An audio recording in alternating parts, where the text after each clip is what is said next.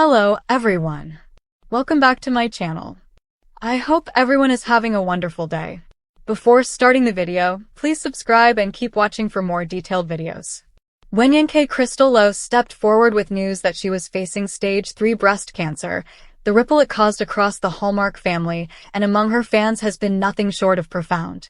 This is not just a star's health battle.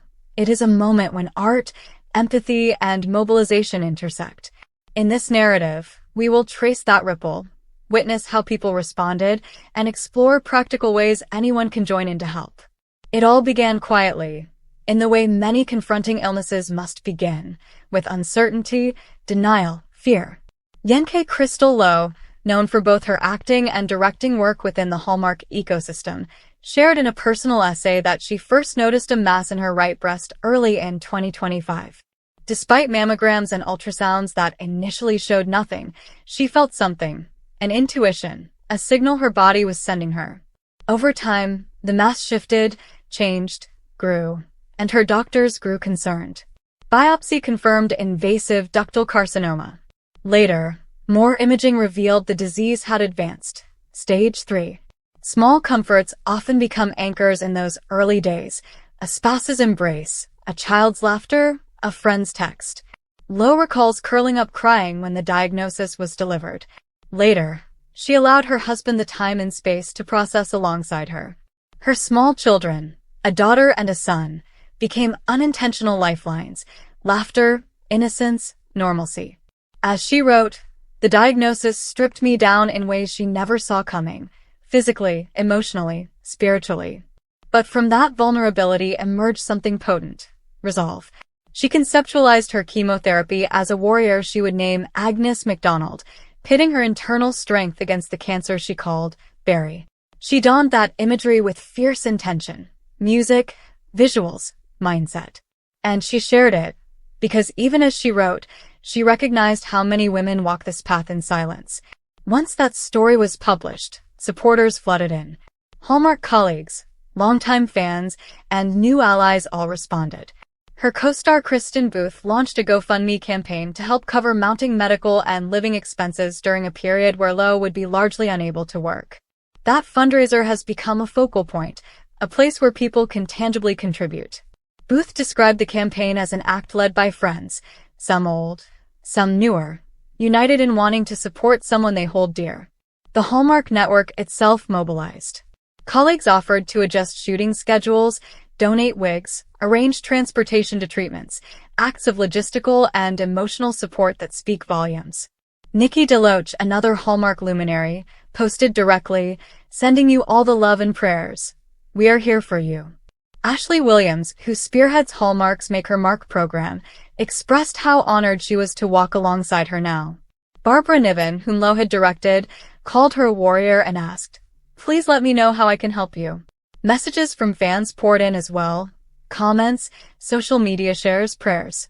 The outpouring was a reframing of celebrity fan dynamic. Here was a community lifting its star, caring not just for the image but for the person behind it. But support is more than sentiment. Practical help matters deeply. Here are ways people are stepping in, and ways you, listening now, can join. First, donating to the GoFundMe is direct, immediate, and powerful. Every dollar helps.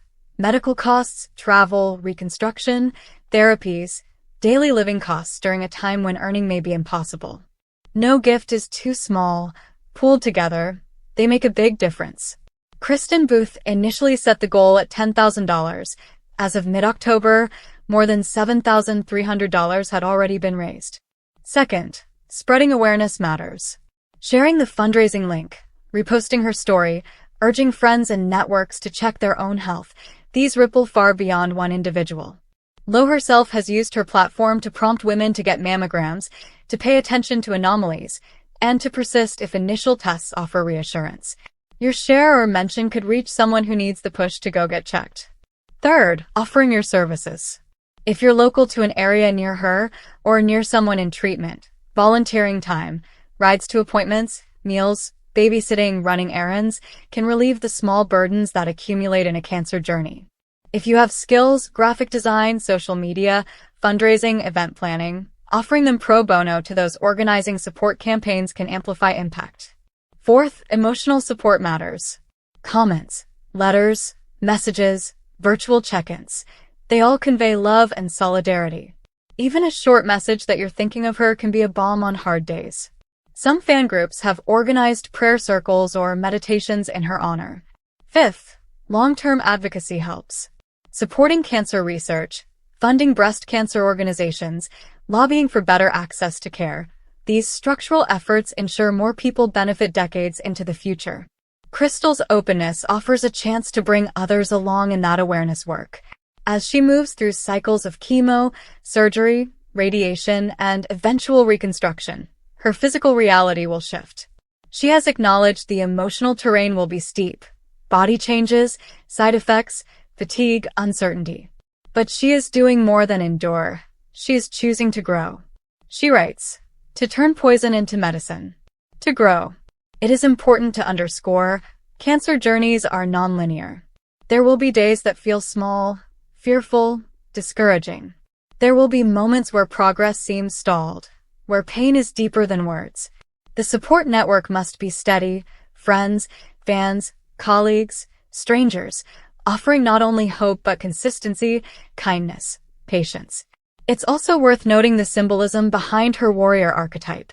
Naming her chemo agent Agnes MacDonald, rooted in Scottish warrior imagery, is more than poetic. In the darkest moments, visualization, metaphor, and naming can reclaim a sense of agency. She chose not to submit blankly, but to frame this fight through story, identity, spirit. In doing so, she invited others in. She made the experience communal, not solitary. This fight is not hers alone. The solidarity emerging demonstrates how celebrity and community can entwine in a healing project. When people rally, emotionally, financially, practically, they validate one another's humanity. They resist the isolating shame or fear that cancer often brings. So if you are listening now, consider this your invitation. You don't need fame, wealth, or influence. You need empathy, willingness, and action. You can donate, share, volunteer, create care. You can treat this not as a remote story, but as a call to witness and respond. In the coming months, as Crystal Lowe's treatment unfolds, the spotlight may dim, but the journey continues behind screens, in hospital rooms, in emotional valleys. Sustained support is critical. Momentum often fades after initial announcements, but people still need champions long after headlines fade. Come back to our channel for all your updates. Thank you for watching. Please subscribe to my channel.